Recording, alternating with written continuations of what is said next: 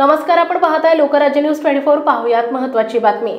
कुंजीरवाडी येथील विश्वकमल बंगल्याच्या खिडकीचे गज उचकटून 4 चोरट्यांनी आत प्रवेश केला। 70 वर्षाच्या महिलेला तलवारीच्या उलट्या बाजूने मारहाण करून अंगावरील दागिने, कपाटातील रोकड दागिने असा 12 लाख रुपयांचा ऐवज दरोडा टाकून चोरून नेल्याचा प्रकार समोर आला आहे।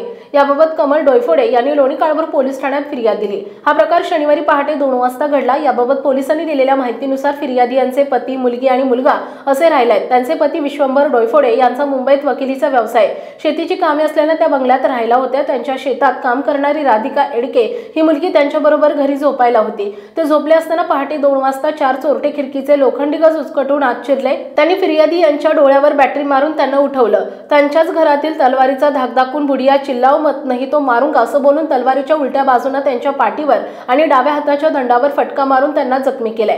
त्यांच्याकडे दागिने, पैशांबाबत विचारणा केली। त्यांनी बेडरूम मधील लोखंडी कपाटाकडे बोट दाखवलं। एकाने त्यांच्या हातातील असलेल्या सोन्याच्या बांगड्या आणि हातातील सोन्याची अंगठी पाहिली। त्यानं ओढून जबरदस्तीने काढून घेतले।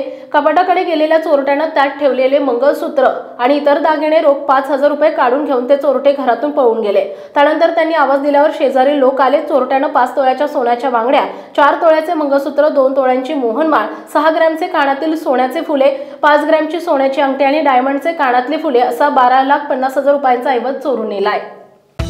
महाराष्ट्रातील महत्त्वाच्या आणि ताज्या बातम्या पाहण्यासाठी आजच आमच्या लोकराज्य न्यूज 24 न्यूज चॅनलला YouTube वर सबस्क्राइब करा आणि बेल आयकॉन प्रेस करा।